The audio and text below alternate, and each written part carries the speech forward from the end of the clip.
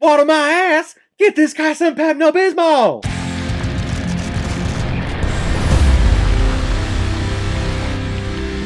Alien, released in 1979 and is directed by Ridley Scott, who has also directed such films like G.I. Jane, Gladiator, Thelma and Louise, Blade Runner, Prometheus, Alien Covenant, Kingdom of Heaven, and one of my favorites, The Martian. And this film is starring Tom Skerritt, Sigourney Weaver, Veronica Cartwright, Harry Dean Stanton, John Hurt, Yaphet Kotto, and Ian Holm. A commercial spaceship by the name of Nostromo is returning to Earth with their massive payload of minerals. However, halfway through, the crew is awakened from cryogenic sleep with orders to visit a nearby planet to make one last stop. However, there things start to malfunction for the shuttle, and one of the crew members gets a very close encounter with a living organism that makes its way onto the ship and starts taking out the crew one by one. This is it. This is one of the greatest films ever made, according to many critics and many film scholars out there. A film that was masterly shot by a masterful director with a surprising cast and surprising horror elements.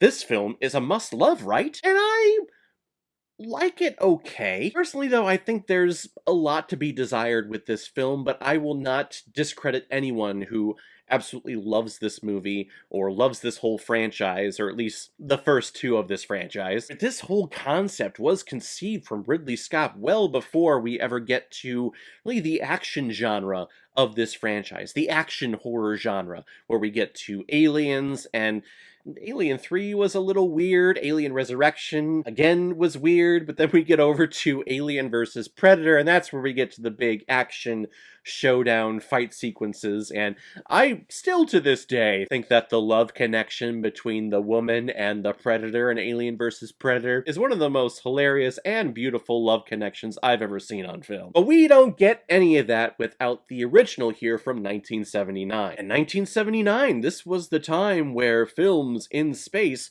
were a pretty big damn deal. You had this little tiny movie that came out, don't know if you heard about it, but a film called Star Wars, 2001 A Space Oddity, Star Trek The Motion Picture is getting in the mix. You can even throw Superman the movie in there, because they had a lot to do in space at the first half of that movie. So you had all of these big sci-fi films that had humor, that had action, that had adventure. Hell, even James Bond got in the mix with Moonraker. But this was the first film to say, hey, we'll join the whole space race film craze thing, but we're gonna do it in the horror genre. Horror, as I should say. That's why the tagline of this movie was, in space, no one can hear you scream. However, according to this film's scientific logic, you can hear explosions, engines going off, ropes being shot at, and also alien creatures. I guess if they're not screaming, they're growling or yelling, but not screaming in space. First thing, the things I love about this film, and I think everyone can agree that this film is shot tremendously. The cinematography, the slow panning, the use of special effects here are still paving the path for what we would eventually get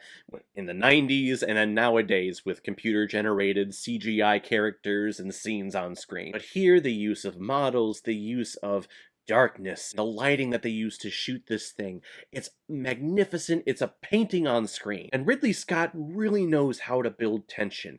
There are so many slow panning arounds in this film where there is no score underneath anything. You just hear footsteps, you hear breathing, sometimes that breathing is increasing, but the drop out of sound and music starts building that tension more and more, and you know that there's this creepy snake-like thing that is crawling its way around the ship, and without that score and no one talking, you know something's about to jump out, but it takes a really fucking long time for that to happen, which again builds the tension even more, to the point where it just wants to burst out of your chest. That's a pretty damn scary thing, right? To have something that's living inside of you breaking its way out, and there's nothing that you can do about it.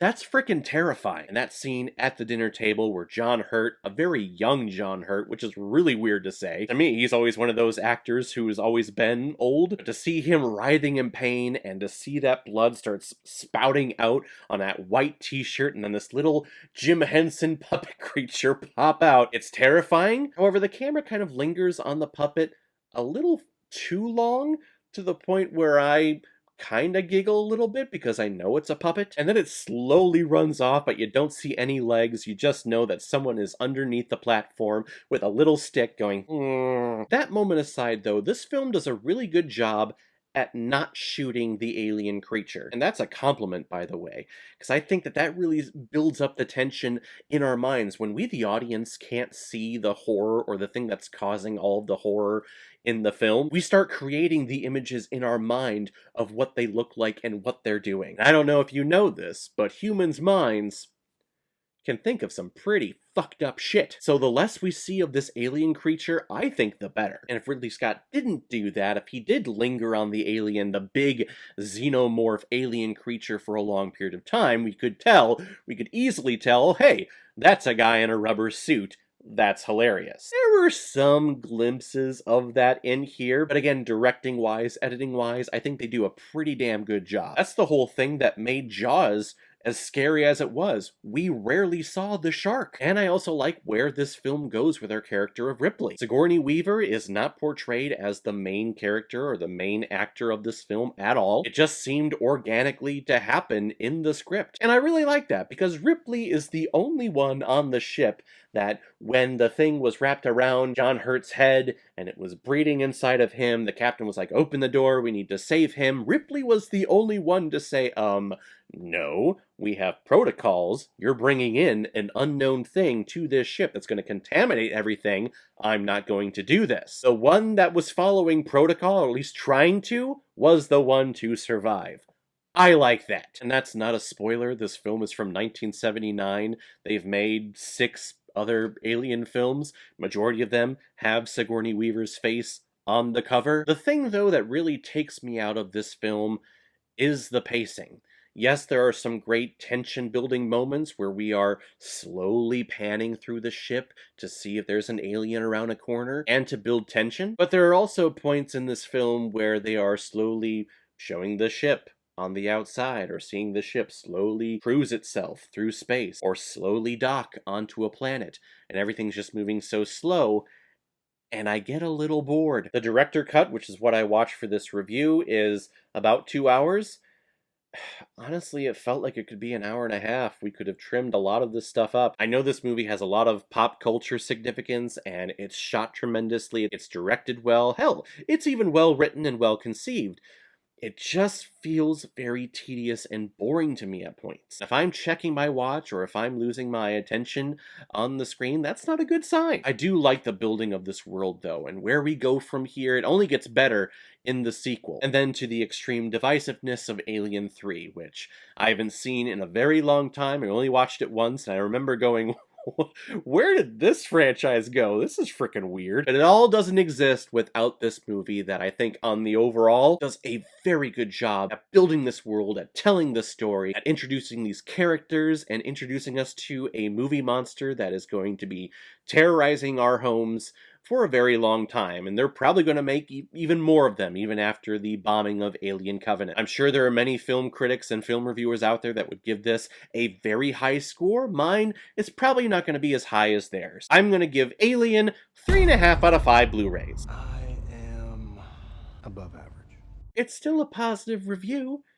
Just, back off. Leave me alone. It's okay. Alright everyone, now comes my favorite part of my videos where I pick which movie I'm going to be watching next. We are continuing our recommendation month all month long through the month of July, and we're continuing with another PayPal donation from Mr. and Mrs. Rusted Beetle, who recommended the film Das Boot, a German submarine movie that I've heard for many years is extraordinary. I've just never gotten around to seeing it. So now I finally have a purpose in watching it. Germans and submarines. It could do no wrong. I don't know what it is about submarine movies, but if you tell me there's a submarine in a film, I'm like, yeah, I'm there. I don't know what it is, and honestly, I don't care. I want to see this movie. Would I be caught dead in a submarine? Absolutely not.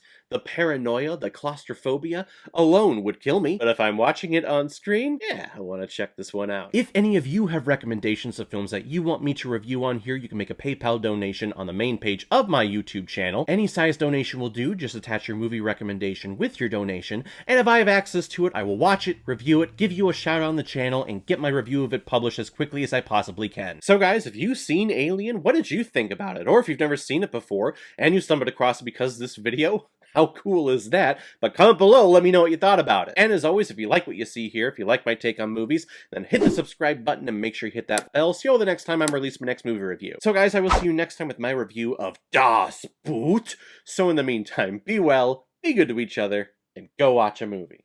Take care, guys.